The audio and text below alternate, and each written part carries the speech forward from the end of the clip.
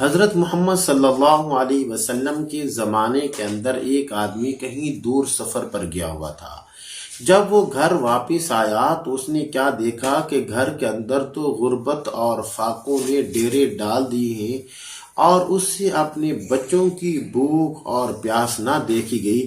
چنانچہ وہ آدمی گھر سے باہر نکل گیا اور جنگل کی طرف چلا گیا تاکہ وہاں پر جنگل میں بیٹھ کر میں اللہ سے آہو زاری کروں اور آہو زاری کر کے اللہ سے میں رزق مانگوں۔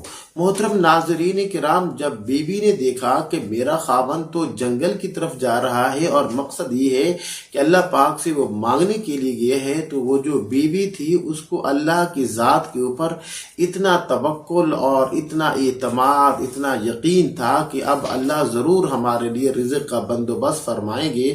چنانچہ اس نے جو چکی کا پارٹ ہوتا ہے اس کو صاف کیا اور پھر جلدی سے گئی، اس نے تنور میں آگ جلائی۔ آگ جلانے کے بعد پھر اس نے بھی 2 رکعت نفل نماز پڑھنا شروع کر دی، اور جب نفل نماز سے فارغ ہوئی تو اس نے بھی اللہ سے مانگنا شروع کر دیا۔ جب وہ دعا سے فارغ ہوئی تو دل کے اندر خیال آیا کہ ذرا میں جاؤں دیکھوں تو صحیح کہ آیا چکی کے پارٹ کے اندر کوئی خزانہ غیب سے آٹے کا بندوبست ہوا ہے یا نہیں ہوا۔ تو جب وہ بیوی جو نیک تھی وہ گئی تو وہ دیکھ کر حیران رہ گئی کہ جو چکی کا پارٹ ہوتا ہے وہ تو آٹے سے بھرا ہوا ہے۔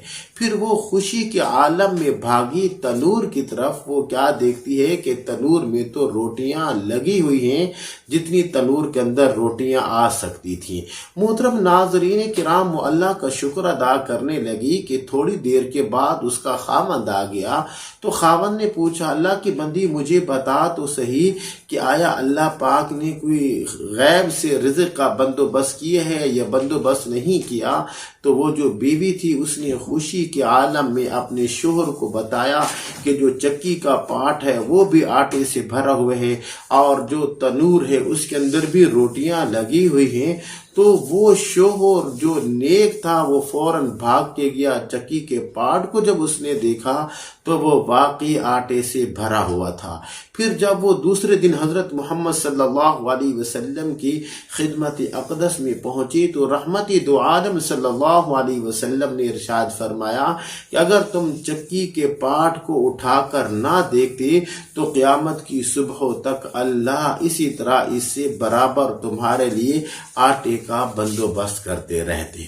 محترم ناظرین کرام، یاد رکھیے کہ جو انسان اللہ کی ذات کے اوپر توکل کرتا ہے، اعتماد کرتا ہے، یقین جانے اللہ پاک اس کے لیے رزق کا بندوبست ضرور اللہ انتظام پیدا فرماتے ہیں۔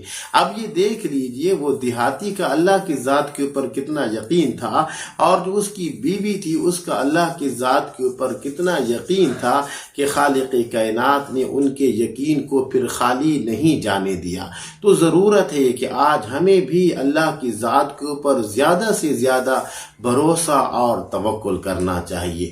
محترم ناظرین کرام، اگر ہمارا یہ آج کا واقعہ جو کہ سیرت مصطفیٰ سے تھا اگر آپ کو پسند آئے ہے تو ضرور ہمارے چینل کو سبسکرائب کر دیجئے اور حلقہ احباب میں شیئر بھی کر دیجئے اور اچھے کمنٹ کے ذریعے سے جذبات کا اظہار بھی کر دیجئے۔